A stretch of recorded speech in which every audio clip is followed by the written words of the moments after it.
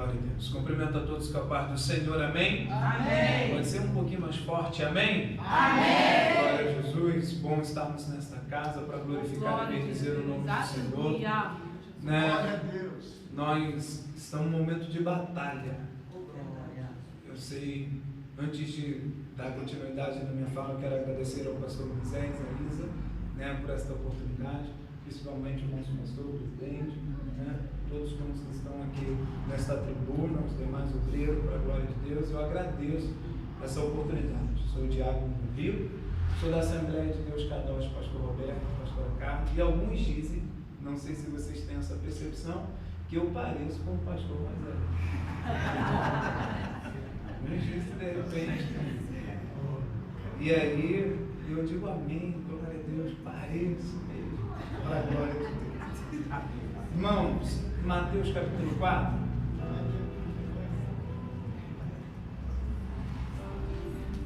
Nós vamos ler o versículo 2.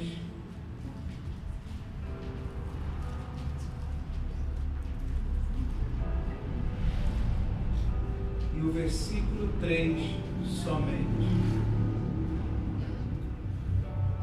E assim diz a palavra do Senhor. Mateus capítulo 4, verso 2. E tendo jejuado 40 dias, e 40 noites depois teve fome. E chegando-se a ele o tentador. Chegando-se a ele o tentador. Disse: e você pode tomar o vosso assento em nome do Senhor Jesus Cristo. Eu trabalho aqui mesmo em Caxias, na saída ali da 25 de agosto, pegando um pouquinho da Oscar Luiz, e eu me programei, e eu comecei a ver alguns empecilhos para a minha saída. Até eu saía um horário, o comandante ia embora um horário, o comandante não foi embora naquele horário, né? Muita gente entrando na sala do comandante, eu não posso sair enquanto ele não for embora. Ele indo embora, eu preciso que o imediato vá embora.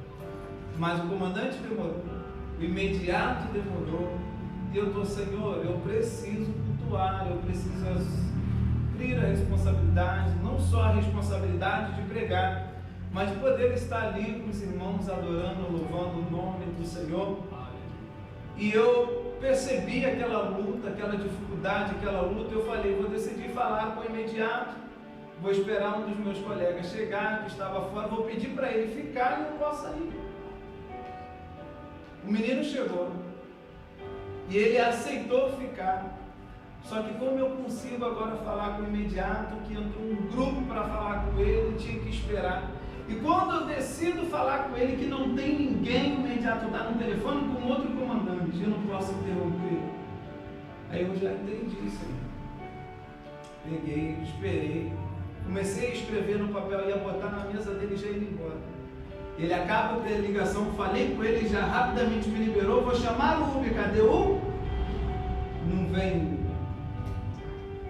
Quando o colega saindo do batalhão falou, Rodrigo, vai para onde? Olha, eu saio ali no bombeiro. Ele, não, eu vou para lá. Me deixou no bombeiro, fui andando. Cheguei em casa, vou chamar a minha esposa, vamos, Rodrigo, olha, eu preciso fazer isso. E aí, cadê o Uber para vir? E eu falei, esposa, olha por mim, porque tem alguma coisa no espiritual, no campo espiritual, que o Senhor quer jogar por terra, o Senhor quer quebrar algumas cadeias, algumas algemas. E eu percebi que quando eu pus o joelho no chão e eu fui orar ao Senhor, eu vi batalhas nos ares. Eu vi uma guerra, né, travada, e era uma espada, uma batendo na outra, e o Senhor tem vitória para a igreja. Você crê assim? Tem batalha, mas o Senhor é maior. Aquele que está conosco é maior que está com eles. Aleluia. Nós entramos aqui de uma maneira, mas vamos sair daqui de outra maneira, revestido, fortalecido, renovado pela presença do Altíssimo. Oh Jesus, eu pego essa bênção para mim.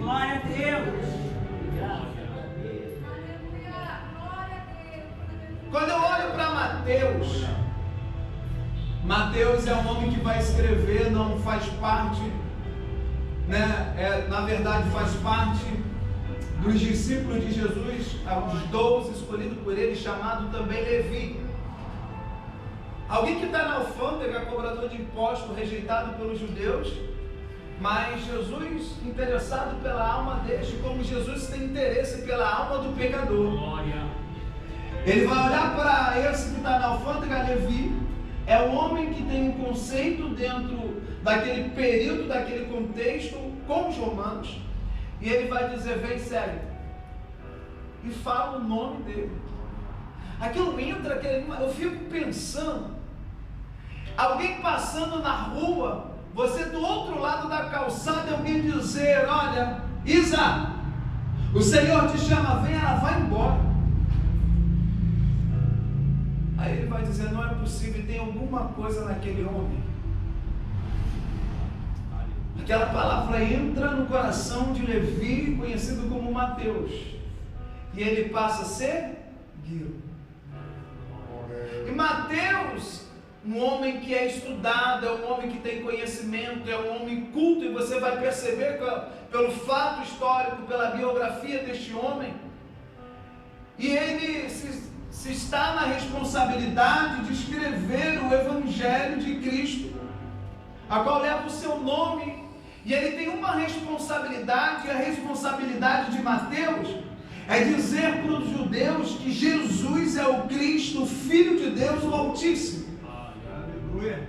Ele está tão empenhado nisto, que quando nós vamos observar o capítulo 1, ele não fala nada a não ser iniciando com uma genealogia.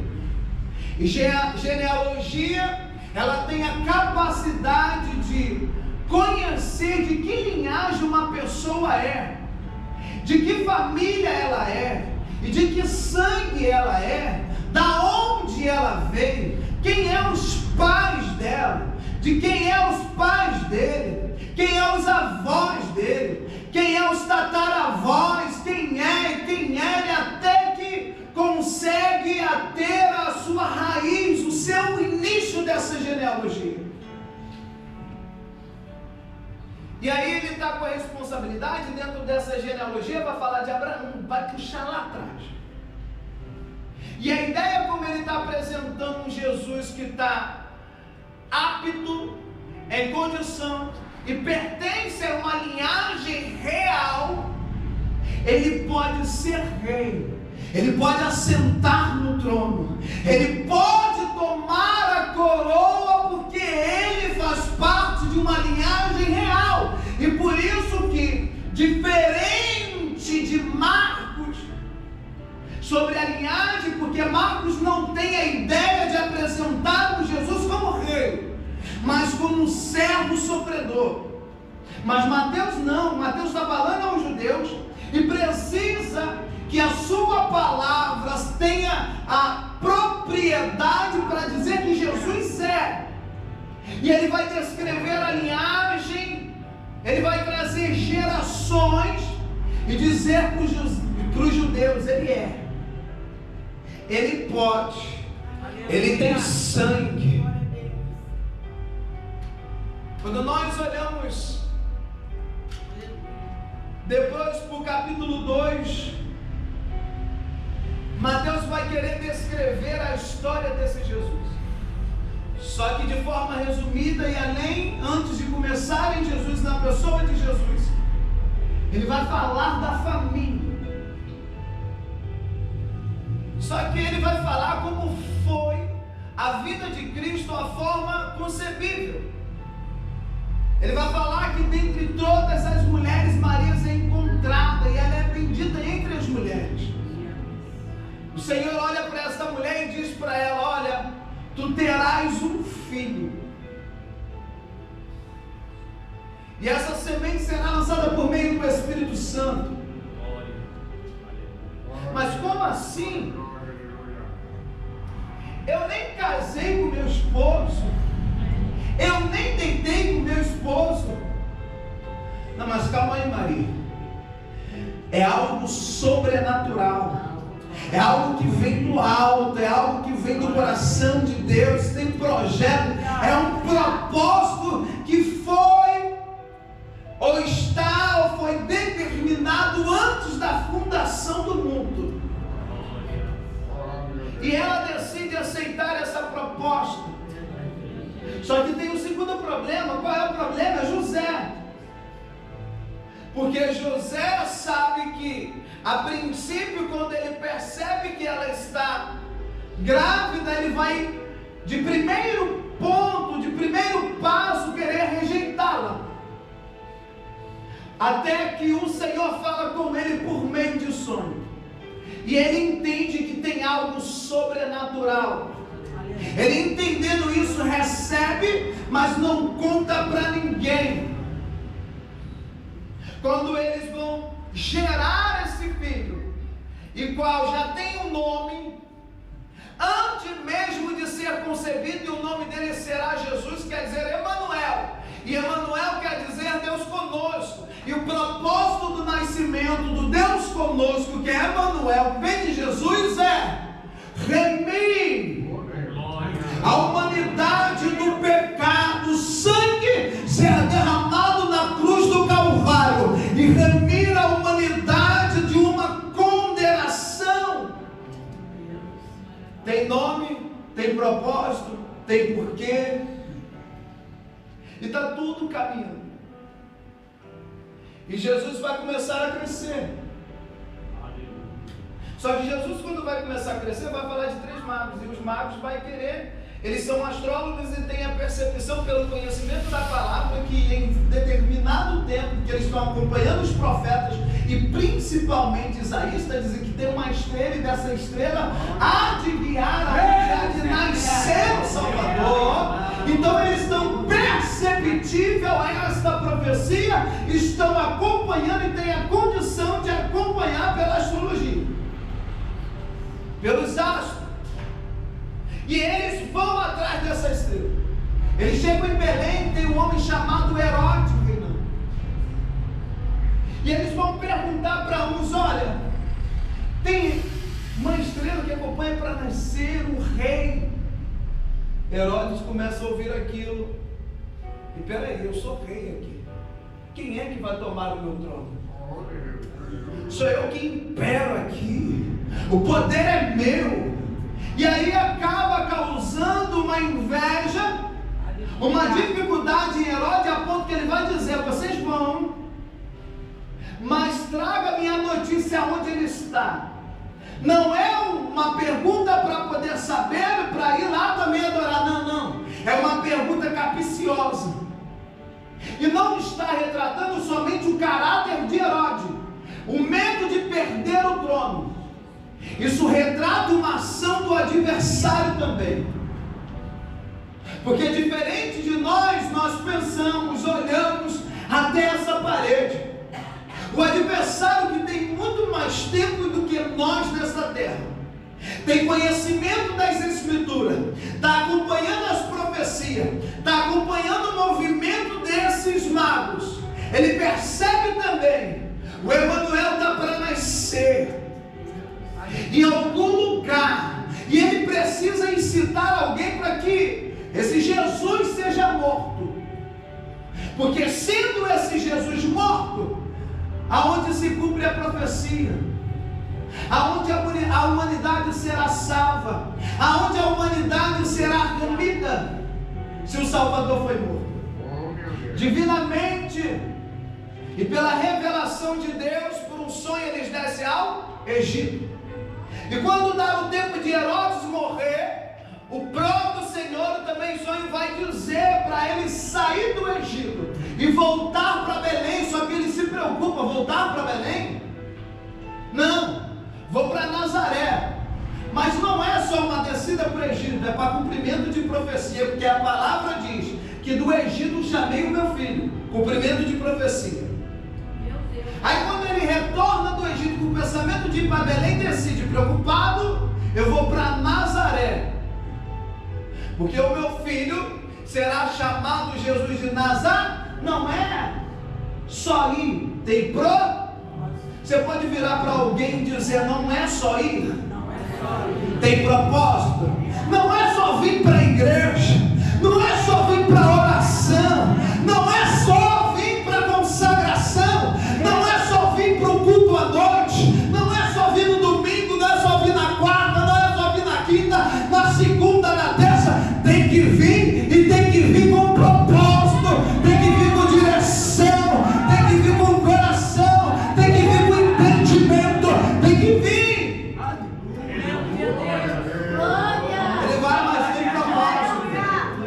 cumprimento de profecia. E o tempo vai passar em Nazaré. O tempo vai dizer que ele vai para a Judéia, para o período da Judéia. Só que nesse período tem o seu primo João, chamado o Batista. O Batista porque ele está batizando nas águas. E João é aquele que viria antes, que Lucas vai dizer a respeito até do seu nascimento, da sua profecia, que sua mãe é o sacerdote Zacarias e sua mãe é Isabel. Ainda no ventre se alegra, tem a presença do Espírito Santo, e vai dizer, ele tem um período só de 6 meses à frente de Jesus. E João está em um deserto, e nesse deserto ele está cumprindo o exercício daquilo que ele foi chamado. E eu abro um parênteses aqui: por mais que você esteja no deserto, não deixe de cumprir o teu chamado, não deixe de fazer aquilo que o Senhor te chamou. Está difícil, está doendo, estou chorando, estou pelo canto, é tempo de parar. E ainda que seja tempo de deserto na vida, da tua vida, continua como uma voz. Continue pregando, continue orando, continue buscando, continue fazendo aquilo que o Senhor determinou para a tua vida, para o teu chamado, para o teu ministério. Não é tempo de parar, foi cantado aqui. Aleluia. E o interessante é que é só uma, aleluia, eita glória, é só uma faísca. Parei. O pastor só chamou a atenção de forma amável. O pastor está de perseguição. Parei. Senhor, as coisas não estão andando como eu desejo. Parei. Não quero pregar, não quero dirigir, não quero ir para a igreja, não quero servir, quero sair da mesa, não vou na consagração, no trabalho de fulano não vou, no trabalho de fulana não vou, eu não quero saber. Senhor, está difícil, é o teu deserto, mas quem mandou você parar? A isso corresponde a uma palavra chamada murmuração. Murmuração, nós vemos lá algumas figuras, como Corá, e o povo murmurando pelo deserto. E aí eu trago uma mensagem que não é minha, mas que diz que a murmuração é um processo que desencadeia o quê? Uma rebelião manifesta. Eu murmuro aqui, e pelo meu descontentamento, aqui eu me rebelo. Eita, Jesus está bom. Murmurar aqui: cadê a água? Cadê o pão? Pastor, não vai fazer isso não. Não vai fazer aquilo não. Líder, não vai fazer aquilo não. Olha, eu estou insatisfeito. Eu não quero, não gostei da roupa, não gostei do uniforme. Eu não quero nem saber, não gostei. Daqui a pouco, quando chega aqui, estou saindo do grupo. Eita, Jesus. Cuidado. Murmuração te leva a uma rebelião manifesta. Só que tem um problema, porque de Deus veio o juízo. Se preocupa não, pastor, se preocupa não, líder. Agora eu falo, não. Meu Deus. Do Senhor vem o juízo. Corá murmurou aqui, a nação murmurou aqui, morreram alguns no deserto, mas para Corá, que iniciou a murmuração, e o seu grupo, e que se rebelou aqui, o Senhor vai suspender o chamado. Meu Deus! Oh Jesus!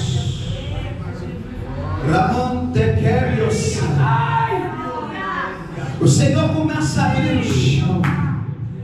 E quando Ele faz abrir o chão, eu estou vendo o chão puxando alguns. Os rebelados sendo engolidos.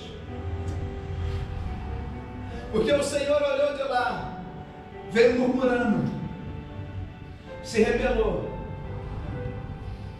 E no meio da congregação, rebelado não fica.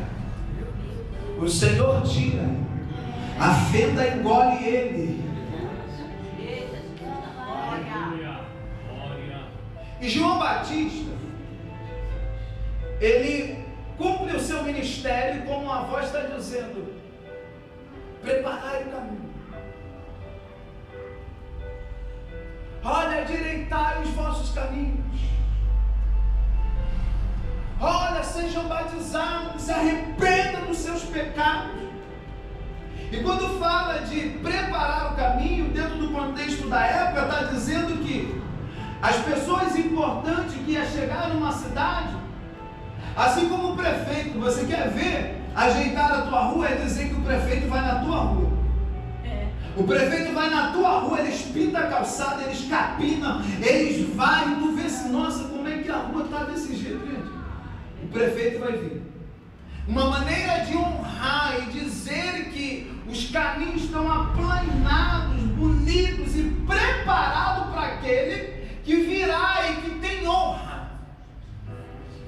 Então o que João está dizendo? Preparando o caminho. Porque ele está dizendo, eu preparo. E se eu estou preparando, porque vem gente importante. Eu não sou nada, eu só sou uma voz que clama no deserto e não para por aí. Ele vai dizer, olha, e aquele que vem após mim, antes de mim, que é isso? Que paradoxo é esse? Meu Deus, aleluia. Ele vem depois, mas é antes de mim. Aleluia. E ele está pregando a palavra, ele está dizendo, eu vos batizo com água, mas ele vos batizará com fogo e com o Espírito Santo. E outra, eu não sou digno nem de desatar a sandália dos vossos pés. Gente, sabe o que João está dizendo? João está falando que o exercício do escravo mais baixo, ele não consegue exercer pela grandeza e tamanho de Cristo. Eu não sou, ainda que eu fosse o menor dos escravos, ainda não era digno de desatar as sandálias ou as correias dos seus pés. Aí eu te digo, deserto, exercício de função, mas também não tem vanglória. Porque é Ele que chama, é Ele que capacita. Não adianta dizer eu faço, eu sou bom. Ah, se não for na minha mão não anda, se não for na minha mão não tem presença. Deixa de ser bomba, deixa de ser bobo. Ele te coloca lá no cantinho, chama outro, levanta outro, aleluia. E as coisas começam a andar, irmãos. Não pensa que você é a única, o único, não.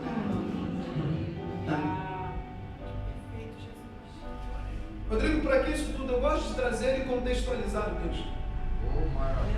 Jesus vai aparecer no deserto da Judéia, vai chegar a João Batista e vai dizer, eu preciso ser batizado por você. E João vai dizer, não, como assim? Eu que preciso ser por você. Ele, não, para se cumprir a profecia, eu preciso, vá, me batiza. Quando ele é batizado, aí vai dizer que o Espírito em forma corpórea de uma pomba vai repousar sobre Jesus. O céu vai se abrir, uma voz vai dizer, eis aí o meu filho, a quem eu me comprar. Acontecendo isso, vamos perceber que o tempo passou. Início de um ministério de Jesus. Jesus está com 30 anos, tendo em vista que o seu ministério durou um período de 3 anos. Como é isso? Ele tem 30. Quando Jesus está para iniciar, é batizado nas águas, tem o Espírito Santo, tem poder, tem presença de Deus, a Bíblia vai ser clara em dizer, e ele foi conduzido. Por quê? Pelo diabo? Não. Pelo espiritual? Gente. Oh, meu Deus. Porque pensa que todo o deserto é o diabo. Senhor, está difícil.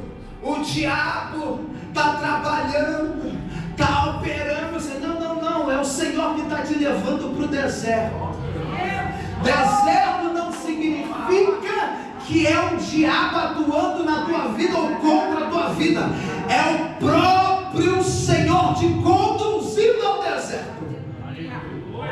Ele te conduz ao, mas Ele não opera na forma de tentação. Ele permite que o diabo lhe tente. Porque o Senhor não pode tentar ninguém. Sendo assim, a Bíblia vai dizer que esse Senhor, o Jesus, o Salvador, no deserto, Ele vai jejuar 40 dias e 40. Pense comigo. Nós estamos falando de Jesus. Nós estamos falando de alguém que tem o Espírito Santo, sim ou não? Que está sendo direcionado ao deserto e tentado pelo diabo, sim ou não? Estamos falando de alguém que tem uma capacidade espiritual extraordinária, que ele consegue jejuar 40 dias. Só que quando acaba o período, se você perceber ele fazendo uma exegese adequada, uma hermenêutica adequada do texto, o adversário não tentou ele por 40 dias. Quando se passou os 40 dias, o texto vai dizer, ele teve fome. E ele teve fome. Quem diz que na tua grande espiritualidade você não tenha necessidade, você não tenha dificuldade, você não tenha fragilidade? E Jesus teve fome. Só que no deserto, o adversário está te acompanhando. Passa o primeiro, o segundo, o terceiro, ele fica lá. Eu fico imaginando, a gente está estudando, eu dei aula sobre os ardis do adversário. Ele está lá, está preparando, está matutando. Ele não tem pressa, vou tentar Jesus logo no primeiro dia. Não. Eu fico imaginando ele andando no deserto. Tem buscado, né? E rapaz, tá o mês todo ela foi na consagração, na oração, tá buscando, tá orando em casa, tá cortando algumas conversas do zap, tá dobrando o joelho, tá mais sensível, tá chorando na oração, não tá se preocupando mais com a maquiagem.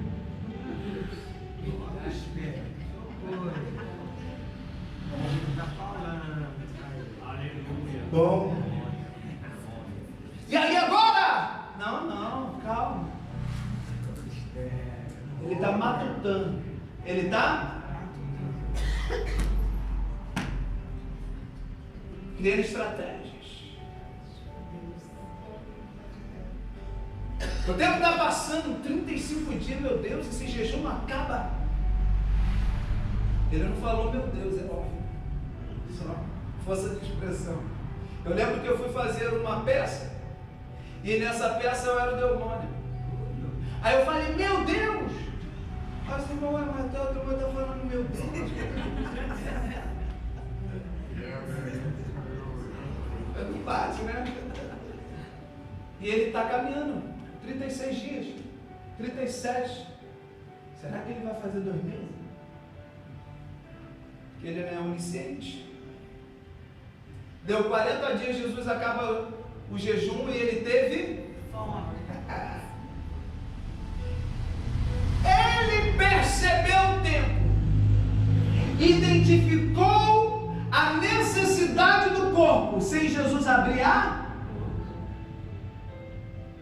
não precisa falar. Ele te observa. Sabe quando tu entra no teu quarto? Ele está lá, ó. Sabe quando tu vai para a casa da tua amiga? Ele está lá. Sabe quando tu vai para a casa do irmão para fofocar? Ele está lá.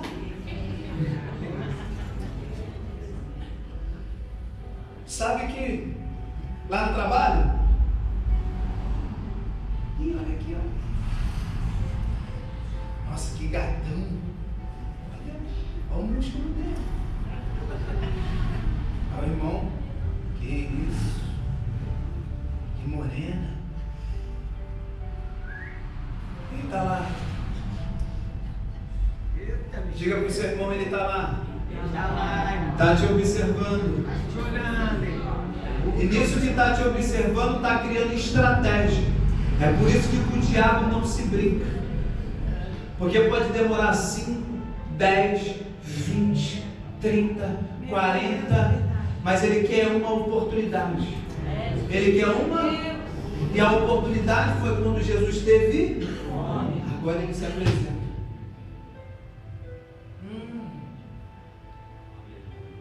Deixa eu te dizer uma coisa. O adversário não preocupado com o tempo, mas preocupado com um momento da sua fragilidade. Porque é na sua fragilidade, por mais que tenha uma espiritualidade, a sua fragilidade é uma brecha para que ele possa atuar. Não quer dizer que ele saia vitorioso. Não quer dizer que nesse momento ele vença a guerra, que nesse momento ele vença a batalha. Não quer dizer que no momento da sua fragilidade ele vai identificar que é o momento de te derrubar, de acabar com a tua vida, de acabar com a tua espiritualidade. Não. Mas ele enxerga uma oportunidade. Perceba, 40 dias, Jesus teve fome e o texto diz, e o diabo disse.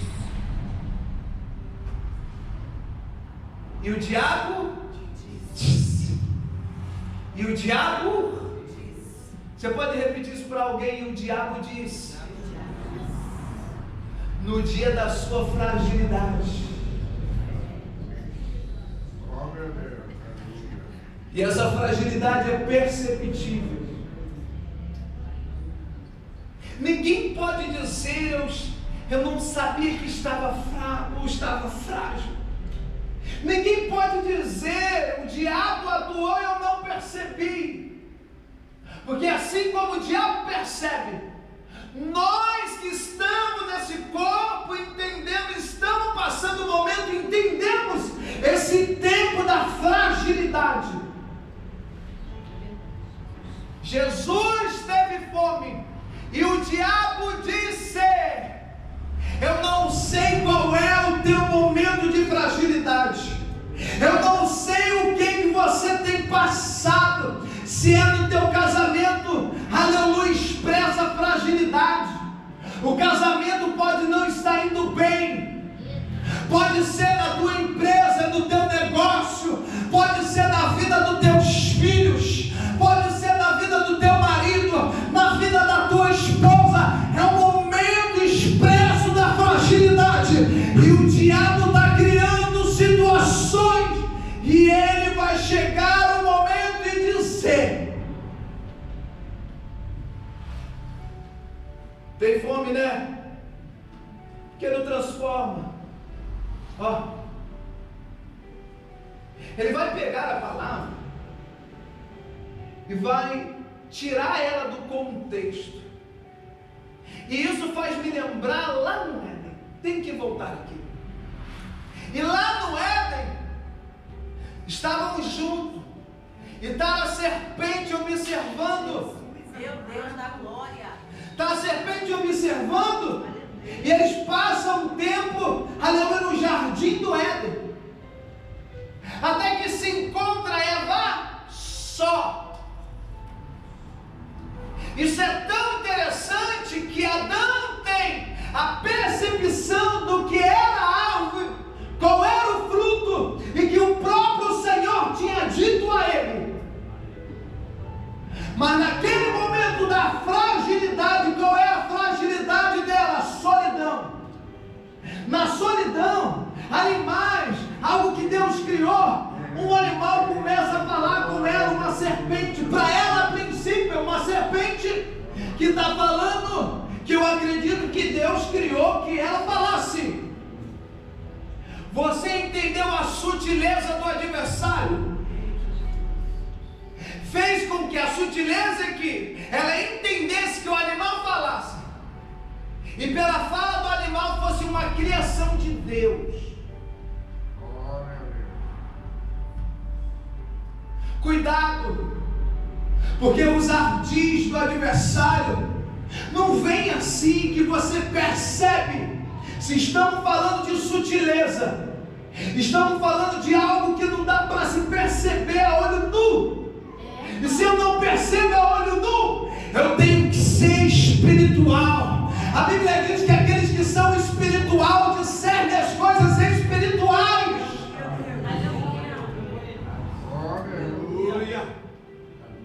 Aí ele está dizendo: se eu preciso ter os olhos espirituais por causa do ataque e a sutileza do adversário, por que ela não olhou para todos os animais e percebesse que só aquela serpente falava? Mas ela deu o que o Senhor te falou? Aleluia, Jesus. O que a Bíblia te diz? Oh, meu Deus. Aí vai para as redes sociais e YouTube, vê algumas mensagens, aí vê uns homens que não têm compromisso com a verdade, com a palavra. Isso pode, não tem nada a ver. Tem sim, é o diabo com a sua sutileza. Para quê? Para que você tenha um aval da própria palavra desconstruída pelo adversário, para que você cumpra ou faça aquilo que dá prazer à sua carne. Oh, meu Deus.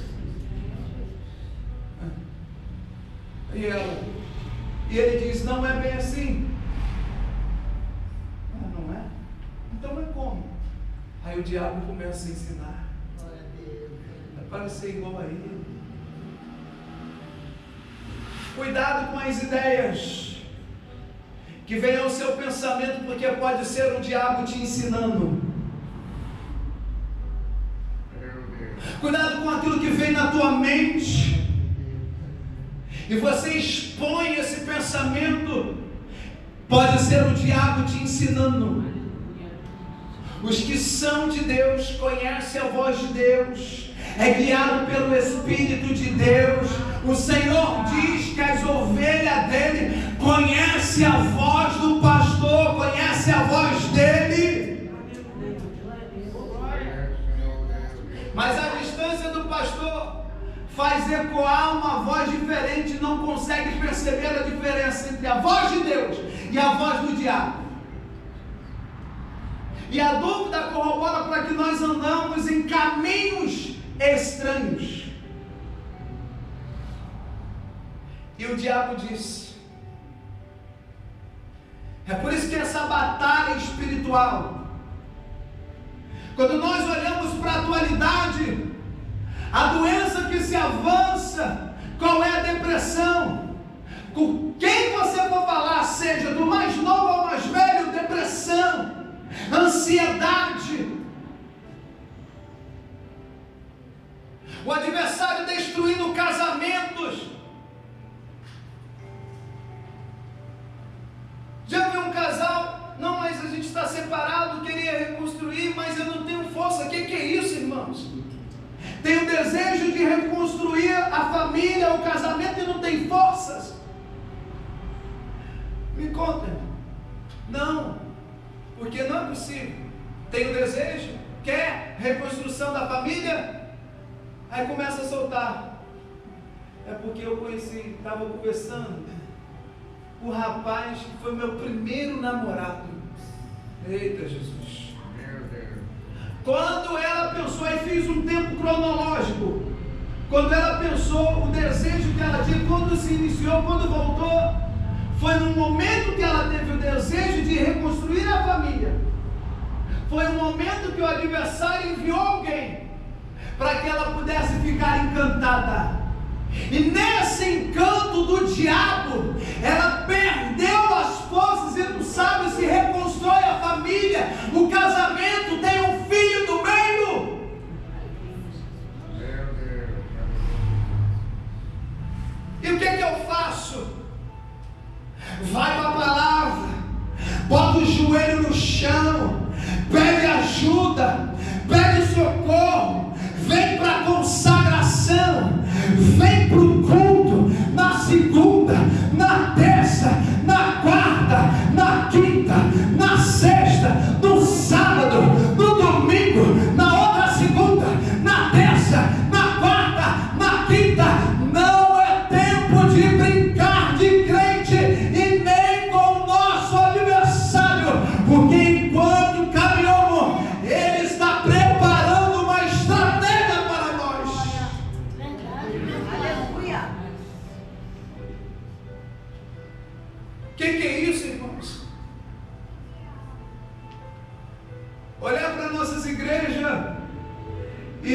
dia, uma pastora dizia: eu me preocupo com a geração que você vai pastorear.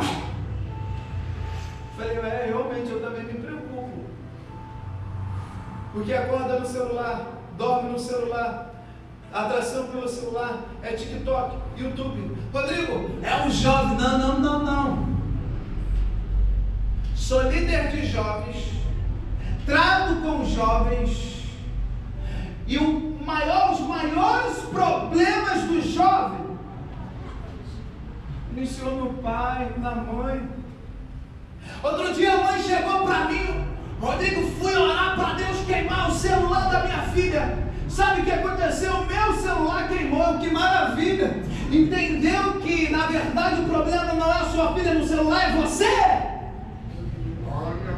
Quer ter uma autoridade espiritual em casa, dizer que tem que fazer, que tem que ser assim, mas não é o exemplo.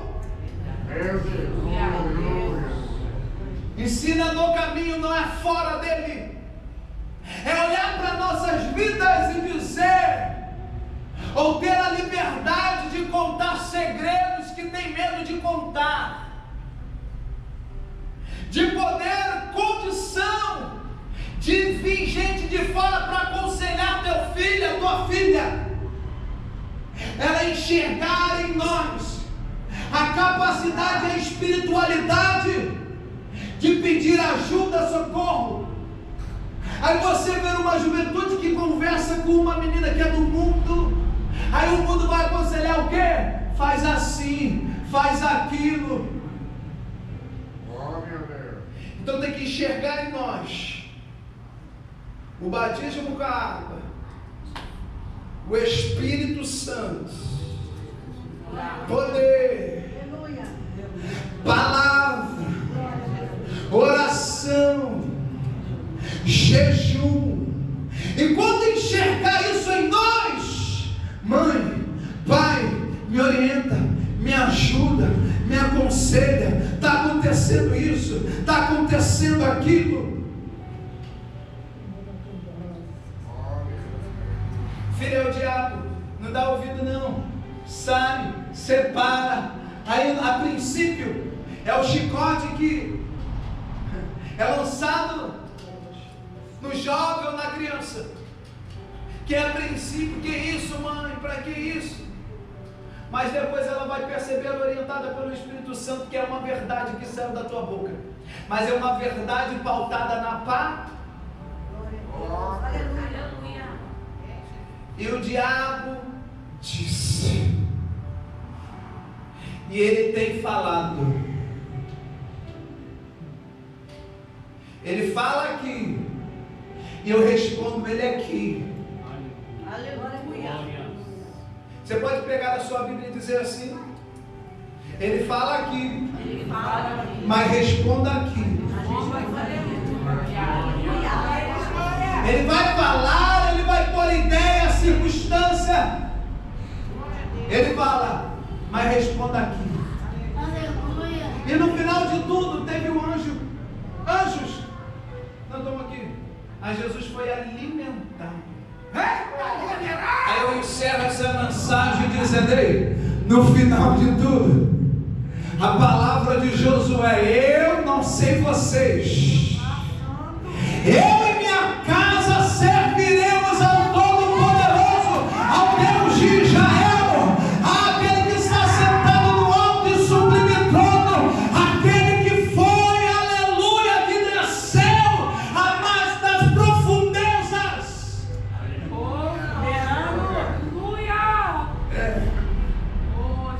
Não sei não, amigo. Mas eu orei, eu jejuei, eu batalhei, eu busquei, eu entreguei. E a minha casa aqui, meus filhos, vem cá, é do altar, é do Senhor. E como mordomo fiéis, porque filho não é nosso, é para cuidar do nosso. E quando tu for devolver ele, Senhor, está aqui. E nenhum dos meus passos fui negligente. Não enterra não, hein? Não enterro porque senão tem profundezas com fogo. E o diabo disse aqui, mas eu respondo com isso aqui, que eu agradeço a minha rica oportunidade de